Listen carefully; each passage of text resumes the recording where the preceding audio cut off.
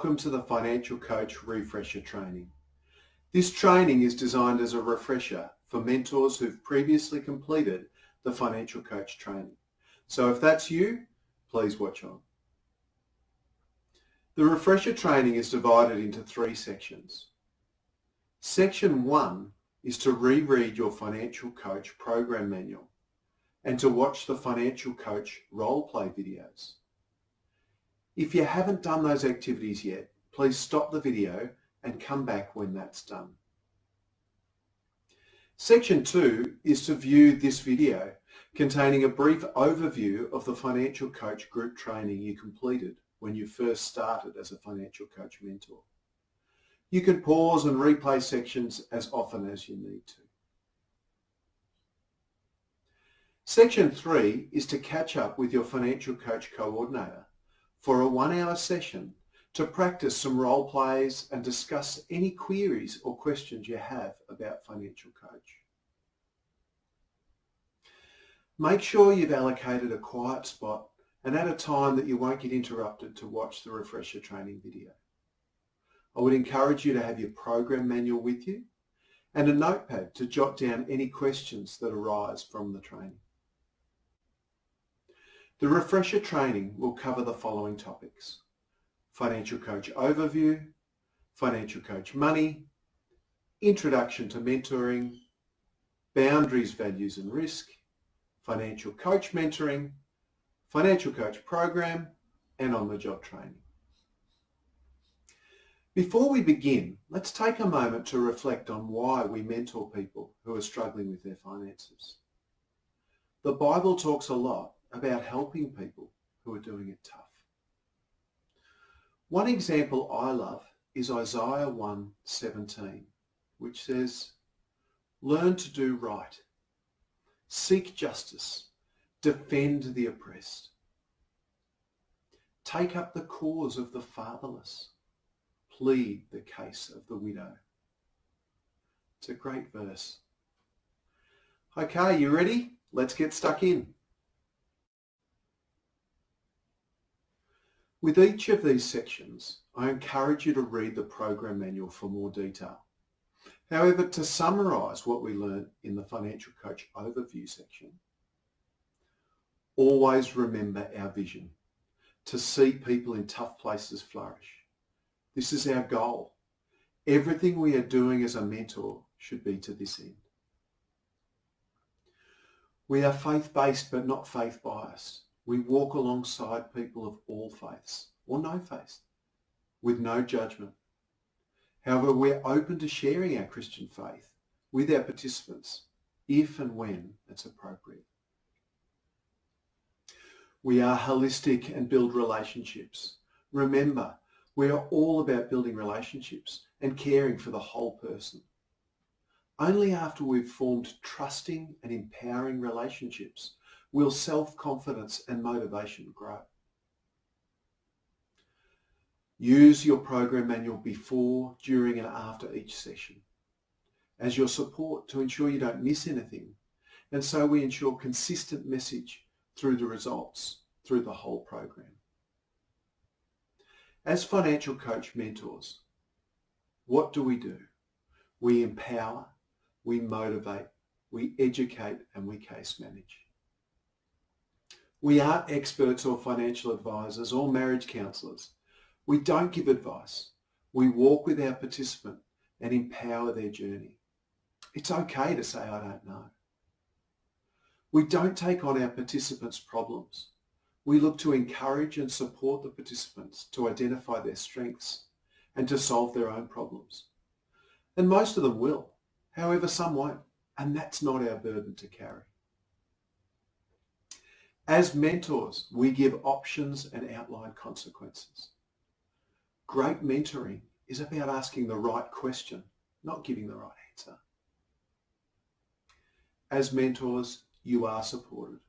If you're in doubt or unsure or feeling uneasy about anything in your mentoring relationship, see your Financial Coach coordinator and debrief with them regularly.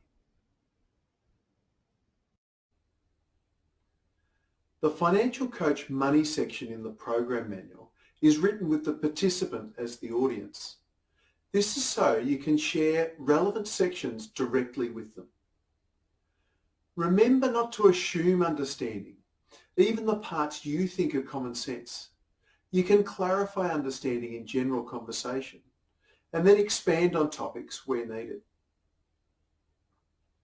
With participants' finances, we encourage them to focus on 5 specific areas.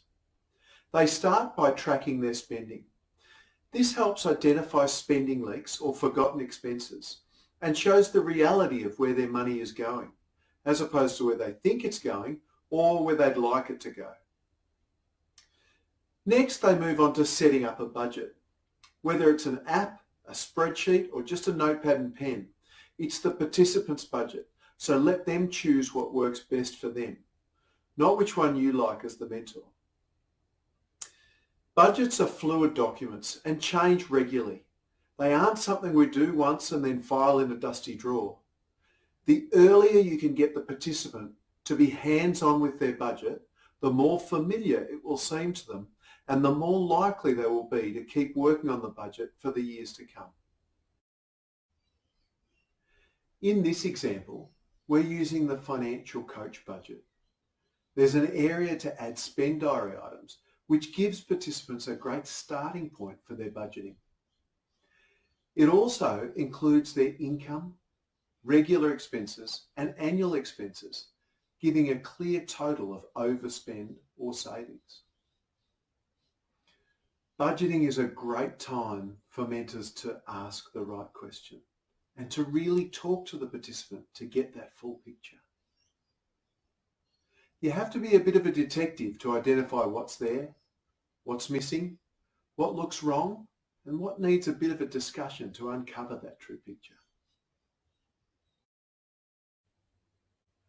If you haven't completed a budget with a participant yet, pause the video and spend some time playing with the Financial Coach budget to see how it works. Practice entering spend diary items, regular and annual expenses, and even see if you can balance the budget by running through each expense with a needs or wants lens. There are instructions on the back of the budget to help you out. For a detailed step-by-step process on how to fill out a budget with a participant, please see our Completing a Budget training video. Once the participant's income and expenses are set up in the budget, they need to separate their needs and wants. This is a very personalised process, so it's important for the mentor to be supportive and non-judgmental through this. The participant might have to run through and change their needs and wants a number of times before they get close to balancing their budget. This will usually happen organically as they realise that if I spend this much on X, I won't have anything left for Y. Let them take this journey of discovery and only step in if they get stuck or really off track. The 4th step is for them to address outstanding bills and debts and set a debt recovery plan.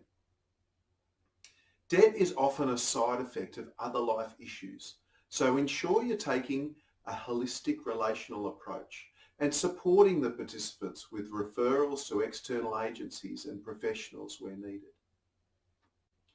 Remember, the debt recovery plan is important. Having a debt-free date, even if it's 5 years down the track, gives the participants something tangible to work towards. Encourage calculating the total cost of their debt so they can see the dangers and exponential growth of compounding interest. This is a good segue into working with the participants to look at ways they can avoid borrowing when they have financial hurdles in the future. The last step is to spend some time on saving and goal setting. Remember the practical approach to SMART goals: specific, measurable, achievable, relevant and timed. And have some fun with inventive ways to save money. Remind the participants that aside from this program, There are many other great resources the participant can access, including the government's Money Smart website. I hope your training is flooding back to you as you complete these topics, and it's all feeling very familiar. However, if there are areas that you're not sure of, please note them down and talk to your financial coach coordinator so that they can assist you with some more targeted training. Okay, let's move on to the introduction to mentoring. For a bit of an overview of mentoring, let's remind ourselves what financial coach mentors do and don't do. We build relationships and we aren't judgmental. We are not experts and we don't give advice. We present options and outline consequences. We don't do the work for the participant. We motivate and empower. We take a strength-based approach by empowering the participant and helping them identify their own strengths. We talk about building relationships as a key part of being a mentor, but what does that look like? A strategic approach to building relationships is using the R.E.A.L model. Do you remember what that stands for? R is for relating and engaging, finding similar interests or experiences with your participants. Some examples of conversational relating might be, how did young John go at the football on Saturday? Or, when I had a credit card, I found that hard too. E is for exploring, uncovering the participant's dreams and desires. Some examples of exploring in a conversation might be, forgetting your money limitations. Where would you like to be in life right now? Or, how would that make you feel? A is for action planning, turning their dreams into a step-by-step goal by adding an action plan. Action planning in a conversation might sound like, what would be the first step to achieving that? Or, when could you start that? L is for letting go, encouraging independence by reassuring them that they can do it on their own. Some examples of letting go in a conversation might be, you did that last time and it worked really well. Or, why don't you try that yourself and I'll check it for you.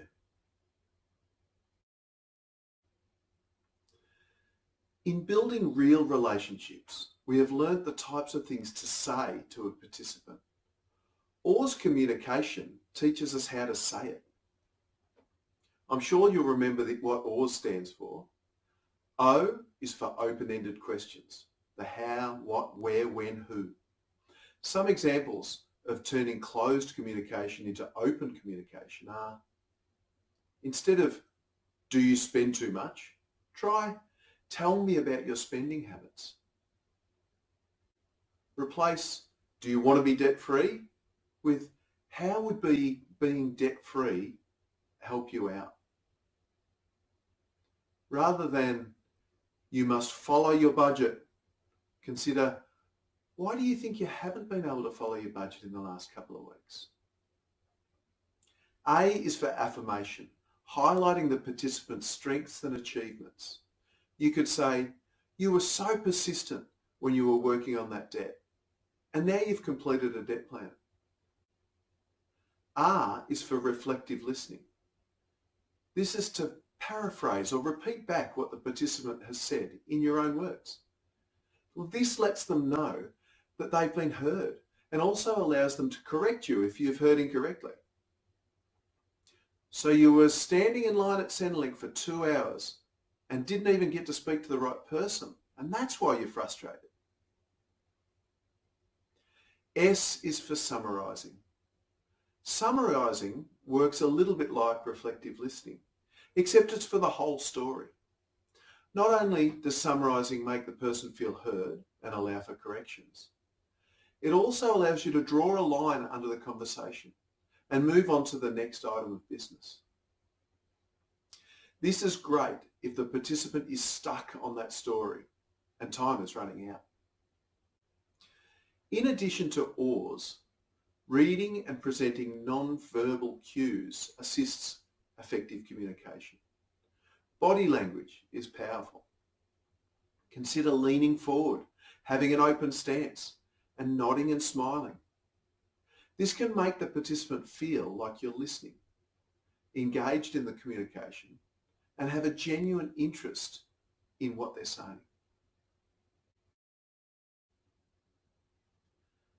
So that was R.E.A.L and R.E.A.Ls. Now we're going to look at motivation. Motivation can be a major hurdle for people that are doing it tough. They can often feel like they're stuck, and no matter what they try and do, they can't get out of it. Feeling stuck can have a big impact on the motivation levels and self-esteem of the participant.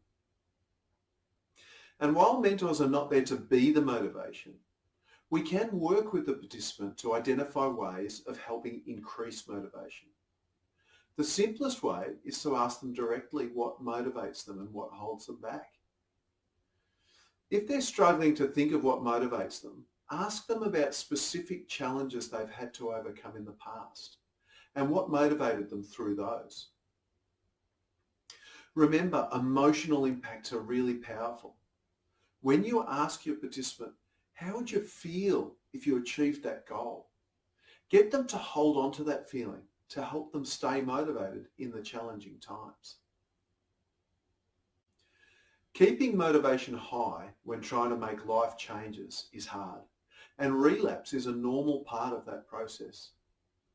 Mentors need to work with the participants to identify and remove obstacles to change and triggers for relapse. On occasions, a participant is not just unmotivated. They can actually feel resistant to the change. If this occurs, the mentors should step back into the relational space and, using their R.E.A.L skills, revisit the benefits of the change, the original goal and action plan, and reanalyze the stage of change the participant is at. But remember, they might just be having a bad week. When participants hit hurdles, like lack of motivation or resistance to change, sometimes mentors can use the solid, safe and trusting relationship that they've built to bridge difficult discussions and ensure accountability. This must be used carefully and come from a place of love and grace. Through this next week, I would encourage you to practice relational mentoring, including R.E.A.L, R.E.A.Ls, and identifying and supporting motivation and self-esteem. You can practice with your family or friends, or even in the workplace. Write down any differences you noticed in how you were received by others and how the conversation flowed. This next section is on boundaries, safety and risk. Do you remember this image from the training on boundaries and how we should throw a life ring from the safety of the bank so as not to get drawn into the participant's whirlpool of problems? I'm sure you do. Sometimes we can be drawn into boundary areas without realising it, so stay focused, and if in doubt, check with your financial coach coordinator. Some key points to remember around boundaries are: we are not financial counsellors or advisors.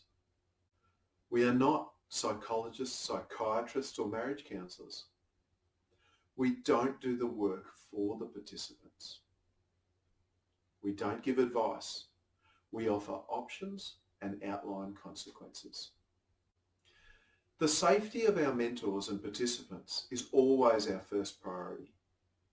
If you feel unsafe for any reason, simply remove yourself from that situation. Mentoring can be mentally and emotionally draining, so remember to debrief regularly with your coordinator and report all incidents, accidents and near misses.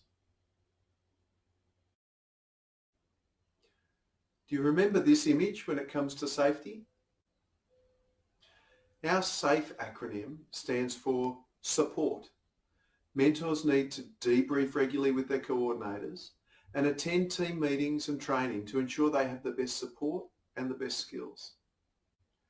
Awareness. Be aware of any potential risk to yourself or participants, whether that's emotionally, spiritually, physically, or mentally. Focus. Mentors should keep focused on empowerment and avoid owning the participants' problems. It's okay to say no. And edges. Mentors must be aware of their past and do a self-check. How are you doing emotionally? Is this relationship triggering other issues from your life or your past? Although financial coach mentors don't interact directly with children, child protection is a priority to us. Child safety is everybody's business, everybody's concern, and everybody's responsibility. That brings us to the end of our summary on boundaries, safety, and risk.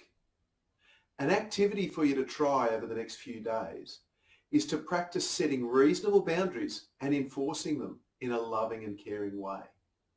Learn how to say no while the person asking still feels loved and supported. If you are going to try this with your friends or family, it might be a good idea to let them know your task so they can support you through it and give you some feedback on how you did. In addition to the general mentoring we've talked about, there are a couple of additional points specifically for the financial coach mentoring role. Confidentiality is both a legal and ethical requirement. You can't discuss your participants with your family or friends, which is another reason the debrief with your coordinator is so important. Be particularly careful if you're meeting the participants in public that no one can overhear confidential discussions. To help define the expectations of a mentor when it comes to their responsible sharing of faith, the participant should never feel judged or that your help is conditional on their faith or having faith-based conversations. Pray regularly for your participant and use a general approach, focusing on all people being loved by God. Check out 1 Peter 3:15. We are not experts, so we have a financial resource centre, which is a searchable resource to assist you in mentoring your participants. It provides information on everything from Centrelink payments to government grants. To support other mentors, you add resources that you find while mentoring your participants to the resource centre. As you've done the background work, this saves mentors time when they're looking for a similar resource later. Case notes are another requirement specific to the financial coach program. Case notes are factual observations, not judgments. They should be brief, complete, and objective. To make it easier when referring back to case notes, they should be divided into 3 headings: review and update, which is the past; assessment and action, which is the present; and goals and next visit, which is the future. You can refer to your program manual for more detailed information on case notes.